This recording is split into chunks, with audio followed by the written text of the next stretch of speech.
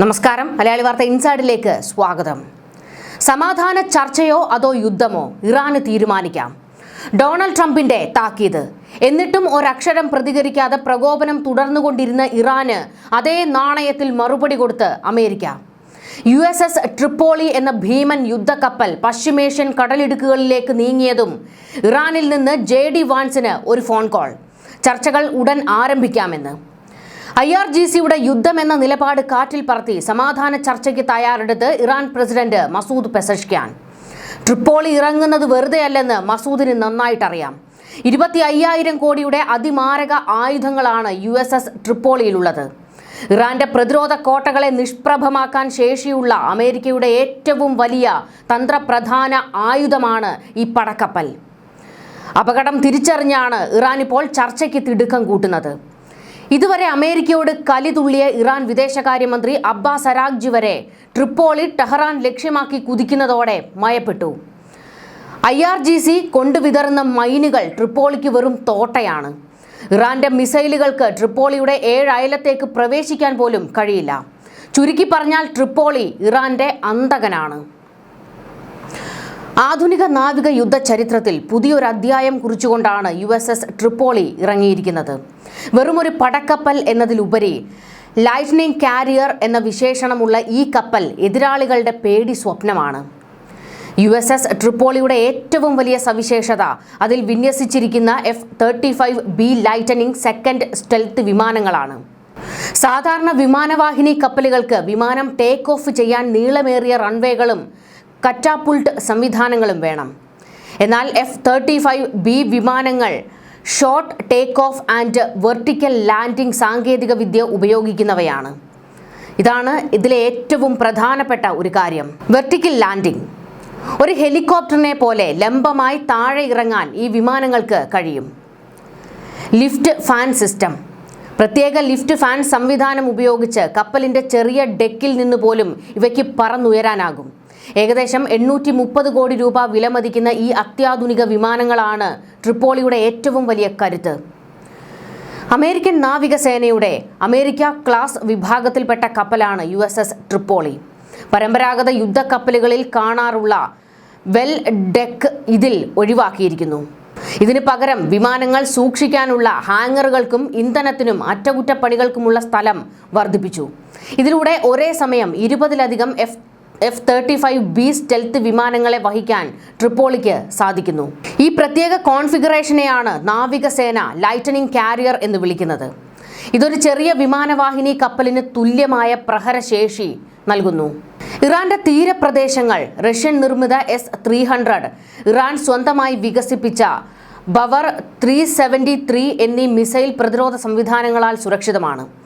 ഏതു ശത്രു വിമാനത്തെയും ദൂരെ തന്നെ കണ്ടെത്താൻ ഇവയ്ക്ക് സാധിക്കും. എന്നാൽ F-35B ഇതിനൊരു അപവാദമാണ്. സ്റ്റെൽത്ത് സാങ്കേതിക വിദ്യ.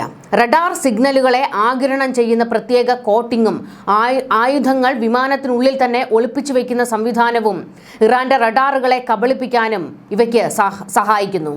Deep strike. ഏകദേശം 870 കിലോമീറ്റർ ദൂരം ഇന്ധനം നിറയ്ക്കാതെ പറക്കാൻ കഴിയുന്ന ഈ വിമാനങ്ങൾക്ക് ഇറാനിലെ ഭൂഗർഭ കമാൻഡ് സെന്ററുകളിലും മിസൈൽ സൈലോകളിലും കൃത്യമായ ആക്രമണം നടത്താൻ കഴിയും. F-35B വെറുമൊരു അറ്റാക്ക് വിമാനമല്ല, മറിച്ച് ആകാശത്തിലെ ഒരു സൂപ്പർ കമ്പ്യൂട്ടറാണ്. യുദ്ധഭൂമിയിലെ ഓരോ ചലനവും സെൻസറുകൾ വഴി ശേഖരിക്കുകയും അത് തത്സമയം വിശകലനം ചെയ്യുകയും ചെയ്യുന്നു. വിമാനം ശേഖരിക്കുന്ന വിവരങ്ങൾ കടലിലുള്ള ഏജീസ് ഡിസ്ട്രോയർ കപ്പലുകളുമായും മറ്റ് സംവിധാനങ്ങളുമായും തൽക്ഷണം പങ്കുവയ്ക്കുന്നു. ഇതിലൂടെ ശത്രുവിൻ്റെ മിസൈലുകൾ വരുന്നതിന് മുൻപേ കണ്ടെത്താനും തകർക്കാനും അമേരിക്കൻ നാവിക വ്യൂഹത്തിന് സാധിക്കുന്നു. USS ട്രിപ്പോളി വെറുമൊരു വിമാനവാഹിനിയല്ല. ഇതിൽ ഏകദേശം 2200 മറീനുകൾ ഉണ്ടെന്നാണ് റിപ്പോർട്ട്. ഏതടിയന്തര സാഹചര്യത്തിലും കരയിലിറങ്ങി യുദ്ധം ചെയ്യാൻ സജ്ജരായ കമാൻഡോകളാണ് ഇവർ. F-35B വിമാനങ്ങൾക്ക് പുറമെ MB-22 ഓസ്പ്രേ വിമാനങ്ങളും ഹെലികോപ്റ്ററുകളും ഈ കപ്പലിലുണ്ട്. ഇത് കരയിലും കടലിലും ആകാശത്തും ഒരേപോലെ ആധിപത്യം ഉറപ്പിക്കാൻ സഹായിക്കുന്നു. ഹോർമുസ് കടലിടുക്കിലെ സംഘർഷം നിലനിൽക്കുന്ന സാഹചര്യത്തിൽ ട്രിപ്പോളിയുടെ വിന്യാസം ഇറാന് വലിയൊരു തലവേദനയാണ്. എവിടെ നിന്നാണ് ആക്രമണം ഉണ്ടാകുക എന്ന് പ്രവചിക്കാൻ ഇറാൻ സൈന്യത്തിന് കഴിയില്ല. ഏകദേശം 25,000 കോടി രൂപയുടെ യുദ്ധസാമഗ്രികളാണ് ട്രിപ്പോളിയിൽ മാത്രമുള്ളത്. ഇത് അമേരിക്കയുടെ സൈനിക കരുത്തിന്റെ പ്രദർശനം കൂടിയാണ്. പശ്ചിമേഷ്യയിലെ അമേരിക്കൻ സഖ്യകക്ഷികൾക്ക് ഈ നീക്കം വലിയ സുരക്ഷാ ബോധം നൽകുന്നുണ്ട്. USS ട്രിപ്പോളി വെറുമൊരു യുദ്ധക്കപ്പലല്ല, മറിച്ച് അമേരിക്കയുടെ മാറുന്ന യുദ്ധതന്ത്രങ്ങളുടെ പ്രതീകം കൂടിയാണ്. വമ്പൻ വിമാനവാഹിനി കപ്പലുകൾക്ക് പോകാൻ കഴിയാത്ത ഇടങ്ങളിൽ പോലും ലൈറ്റനിങ് കാരിയർ വഴി അതിശക്തമായ സ്റ്റെൽത്ത് ആക്രമണം നടത്താൻ കഴിയുമെന്നത് ആധുനിക നാവിക യുദ്ധത്തിൽ വലിയൊരു വിപ്ലവമാണ്. ഇറാൻ അതിർത്തിയിലെ ജലപ്പരപ്പിൽ ട്രിപ്പോളി നിലയുറപ്പിക്കുമ്പോൾ അത് സമാധാനത്തിനായുള്ള ഒരു പ്രതിരോധ കവചമോ അതോ വരാനിരിക്കുന്ന വലിയൊരു യുദ്ധത്തിന്റെ തുടക്കമോ എന്നത് വലിയ ആശങ്ക ഉണ്ടാക്കുന്നു. ഇറാൻ യുദ്ധം അവസാനിപ്പിക്കുന്നതിനുള്ള ചർച്ചകൾ ഇസ്ലാമാബാദിൽ പുനരാരംഭിക്കുമെന്ന് സൂചന നൽകിയിരിക്കുകയാണ് US പ്രസിഡന്റ് ഡൊണാൾഡ് ട്രംപ്. അടുത്ത 2 ദിവസത്തിനുള്ളിൽ എന്തെങ്കിലും സംഭവിക്കാം, കാരണം ഞങ്ങൾ അങ്ങോട്ട് പോകാൻ താൽപ്പര്യപ്പെടുന്നു. നിങ്ങൾ ഇസ്ലാമാബാദിൽ തുടരണം. ന്യൂയോർക്ക് പോസ്റ്റുമായുള്ള അഭിമുഖത്തിൽ ട്രംപ് പ്രതികരിച്ചു. Pakistan army chief field marshal Asim Munir മികച്ച പ്രവർത്തനം നടത്തുന്നുണ്ടെന്നും ട്രംപ് അഭിമുഖത്തിൽ പറഞ്ഞു. അതേസമയം ഇസ്ലാമാബാദിൽ തന്നെ ചർച്ചകൾ നടത്തുമോ എന്നത് സംബന്ധിച്ച കൂടുതൽ പ്രതികരണങ്ങളൊന്നും ലഭ്യമായിട്ടില്ല. ചർച്ച പുനരാരംഭിക്കുന്നത് സംബന്ധിച്ച് ഇറാന്റെ ഭാഗത്തു നിന്നും ഔദ്യോഗിക പ്രതികരണം വന്നിട്ടില്ലെങ്കിലും ഇറാൻ പ്രസിഡന്റ് മസൂദ് പെസഷ്ക്യാൻ JD വാൻസുമായി സംസാരിച്ചു എന്നുള്ള വിവരമാണ് പുറത്തുവരുന്നത്. കാരണം അതായത് ഘോര യുദ്ധത്തിന് തയ്യാറെടുത്ത് അമേരിക്ക നിൽക്കുമ്പോൾ അതിനോട് പിടിച്ചു നിൽക്കാൻ കഴിയില്ല എന്നുള്ളത് മസൂദ് പെസഷ്ക്യാനും കൃത്യമായി അറിയാവുന്നത് കൊണ്ട് തന്നെ സമാധാനത്തിലേക്ക് കാര്യങ്ങൾ എത്തും എന്നുള്ള ഒരു വിവരങ്ങൾ പുറത്തുവരുന്നുണ്ട്. ഇസ്ലാമാബാദിൽ നടന്ന ആദ്യ ചർച്ചയിൽ ഇറാനും US തമ്മിലുള്ള തർക്കം പരിഹരിക്കുന്നതിൽ പുരോഗതി ഉണ്ടായിട്ടുണ്ടെന്ന് ഇരുപക്ഷവും പറഞ്ഞിരുന്നു. താൽക്കാലിക വെടിനിർത്തൽ കാലാവധി അവസാനിക്കുന്നതിന് മുൻപായി തന്നെ 2ാം ഘട്ട ചർച്ച നടക്കും എന്നാണ് സൂചനകൾ. ആദ്യ 24 മണിക്കൂറിൽ ഒരു കപ്പലിനും US ഉപരോധം മറികടക്കാൻ സാധിച്ചിട്ടില്ലെന്ന് US സൈന്യം അവകാശപ്പെട്ടിരിക്കുന്നത്. 6 ചരക്ക് കപ്പലുകളെ തിരികെ അയച്ചതായും US സൈന്യം അറിയിച്ചു. ഇറാനിയൻ തുറമുഖങ്ങളിൽ പ്രവേശിക്കുന്നതും പുറത്തു പോകുന്നതുമായ കപ്പലുകളെ തടയുന്ന ദൗത്യത്തിൽ 10,000-ലധികം US നാവികർ, മറീൻ കോർപ്സ് അംഗങ്ങൾ, എയർമെൻ എന്നിവരും 1 ഡസനിലധികം യുദ്ധക്കപ്പലുകളും ഡസൻ കണക്കിന് വിമാനങ്ങളും പങ്കാളികളാണ്. അതായത് ഇറാന് അവരുടെ തുറമുഖങ്ങളിൽ നിന്ന് അനങ്ങാൻ കഴിയില്ലെന്ന്. ആദ്യ 24 മണിക്കൂറിനുള്ളിൽ ഒരു കപ്പലിനും US ഉപരോധം മറികടക്കാൻ കഴിഞ്ഞില്ല. കൂടാതെ 6 ചരക്ക് കപ്പലുകൾ ഒമാൻ ഉൾക്കടലിലെ ഒരു ഇറാനിയൻ തുറമുഖത്തേക്ക് തിരികെ അയച്ചു. അറേബ്യൻ ഉൾക്കടലിലെയും ഒമാൻ ഉൾക്കടലിലെയും ഇറാനിയൻ തുറമുഖങ്ങളിലും തീരദേശങ്ങളിലും പ്രവേശിക്കുന്നതോ പുറത്തു പോകുന്നതോ ആയ എല്ലാ രാജ്യങ്ങളുടെയും കപ്പലുകൾക്കെതിരെയും ഈ ഉപരോധം നടപ്പാക്കുകയാണ് അമേരിക്ക. ഹോർമുസ് കടലിടുക്ക് വഴി ഇറാനിയൻ അല്ലാത്ത തുറമുഖങ്ങളിലേക്കും പുറത്തേക്കും സഞ്ചരിക്കുന്ന കപ്പലുകളെ തടയില്ല എന്ന് US സൈന്യം പ്രസ്താവനയിൽ അറിയിച്ചിട്ടുണ്ട്. ഹോർമുസിൽ വലിയ പ്രതിരോധത്തിലേക്ക് ഇറാൻ എത്തിയിരിക്കുകയാണ്. അവർക്ക് ദിനംപ്രതി 4000 കോടിയുടെ നഷ്ടമാണ് ഇപ്പോൾ സംഭവിച്ചുകൊണ്ടിരിക്കുന്നത്.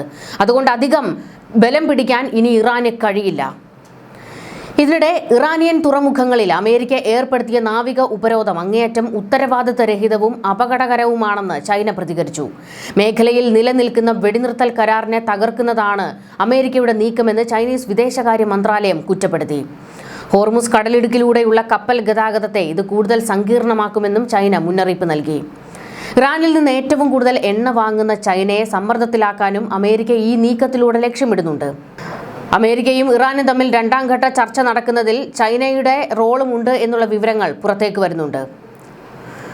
ഈ ഒരു ചർച്ചയിലേക്ക് എത്രയും പെട്ടെന്ന് ഇരു രാജ്യങ്ങളും കടക്കുന്നതിന് വേണ്ടി കാര്യങ്ങൾ കൊണ്ടെത്തിച്ചത് ചൈനയുടെ സമ്മർദ്ദമാണെന്നും സൂചനകളുണ്ട്.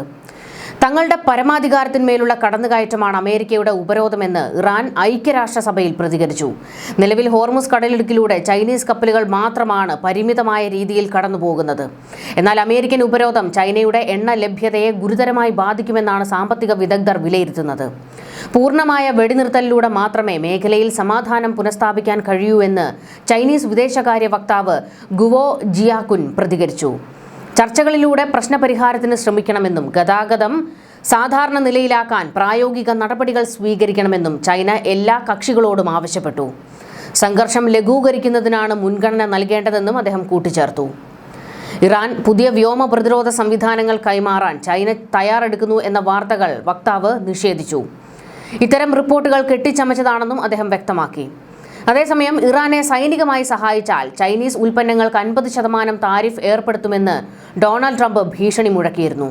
അമേരിക്കയുടെ ഭീഷണിക്ക് മുന്നിൽ വഴങ്ങില്ലെന്നും അനാവശ്യമായ താരിഫുകൾ അടിച്ചേൽപ്പിക്കാനാണ് ശ്രമമെങ്കിൽ ശക്തമായ പ്രത്യാക്രമണം നടത്തുമെന്നും ചൈന തിരിച്ചടിച്ചു. ഇറാൻ നടത്തുന്ന സാമ്പത്തിക ഭീകരതയ്ക്കുള്ള മറുപടിയാണ് ഉപരോധമെന്നാണ് US vice president JD Vance പ്രതികരിച്ചത്. ഇറാനിയൻ കപ്പലുകളെ ഒന്നിനെയും പുറത്തുവിടില്ലെന്ന നിലപാടാണ് അമേരിക്ക എടുത്തിരിക്കുന്നത്. ഹോർമുസ് കടലിടുക്കിലൂടെ മറ്റു രാജ്യങ്ങളിലേക്ക് പോകുന്ന കപ്പലുകളെ തടയില്ല എന്ന് അമേരിക്ക പ്രതികരിക്കുകയും ചെയ്തിട്ടുണ്ട്. ഇറാന്റെ ഗൾഫ് തുറമുഖങ്ങൾ ഉപരോധിക്കുന്നതിനായി ഒമാൻ ഉൾക്കടലിലും ഇന്ത്യൻ മഹാസമുദ്രത്തിലുമാണ് US നാവികസേന വിന്യസിച്ചിരിക്കുന്നത്. എന്നാൽ ചൊവ്വാഴ്ചയും ഇറാൻ ബന്ധമുള്ള 4 കപ്പലുകൾ കടലിടുക്ക് മുറിച്ചു കടന്നതായിട്ടുള്ള ചില വിവരങ്ങളും പുറത്തേക്ക് വരുന്നുണ്ട്. എന്നാൽ ഇതിൽ സ്ഥിരീകരണമൊന്നും വന്നിട്ടില്ല. കാരണം തുറമുഖങ്ങളിൽ നിന്ന് ഇറാൻ അനങ്ങാൻ കഴിയില്ല. അത്രത്തോളം വലിയ നാവികസേനാ വിന്യാസമാണ് അമേരിക്ക നടത്തിയിരിക്കുന്നത്. അന്താരാഷ്ട്ര വിപണിയിൽ എണ്ണ ബാരലിന് $100 താഴെ എത്തിയത് ആശ്വാസകരമാണ്. എങ്കിലും ഏപ്രിൽ 8 മുതൽ നിലവിലുള്ള വെടിനിർത്തൽ കരാർ ഇപ്പോഴും ദുർബലമായി തുടരുകയാണ്. ഹോർമുസ് കടലിടുക്കിന്റെ പദവിയെ ചൊല്ലിയും കരാറിൽ ലെബനനെ ഉൾപ്പെടുത്തുന്നതിനെ ചൊല്ലിയും ഇരു രാജ്യങ്ങളും തമ്മിൽ തർക്കം നിലനിൽക്കുന്നുണ്ട്. ഹിസ്ബുള്ളയെ ലക്ഷ്യമിട്ട് ഇസ്രയേൽ നടത്തുന്ന ആക്രമണങ്ങൾ മേഖലയിൽ വലിയ ആശങ്കയാണ് സൃഷ്ടിക്കുന്നത്. വെടിനിർത്തൽ കരാർ ഇറാനുമായി മാത്രമാണുള്ളതെന്നും ഹിസ്ബുള്ളയ്ക്കെതിരായ നീക്കം തുടരുമെന്നുമാണ് ഇസ്രയേലിന്റെ നിലപാട്. ഈ ആക്രമണങ്ങളിൽ ഇതിനോടകം 100 കണക്കിന് ആളുകൾ കൊല്ലപ്പെട്ട് കഴിഞ്ഞിട്ടുണ്ട്. ഇതിനിടെ ഇസ്രയേലും ലബനനും തമ്മിൽ ഒരു ചർച്ച നടന്നിട്ടുണ്ട്. അതിന്റെ കൂടുതൽ വിശദാംശങ്ങൾ പുറത്തു വരാനിരിക്കുന്നതേ ഉള്ളൂ. എന്തായാലും ഇപ്പോൾ USS ട്രിപ്പോളി ഇറങ്ങിയതോടുകൂടി ഇറാൻ ഒന്ന് മയപ്പെട്ടിരിക്കുകയാണ്. കാര്യങ്ങൾ കൈവിട്ടു പോകുമെന്ന് ഏകദേശം അവർക്ക് വ്യക്തമായ ഒരു സാഹചര്യത്തിലാണ് മയപ്പെടാനും സമാധാന ചർച്ചയ്ക്ക് മെരുങ്ങാനും ഇറാൻ തയ്യാറായിരിക്കുന്നത്. അല്ലെങ്കിൽ USS ട്രിപ്പോളി ഇറാനിൽ തീ തുപ്പും. ന്യൂസ് ഡെസ്ക് മലയാളി വാർത്ത ഇൻസൈഡ്.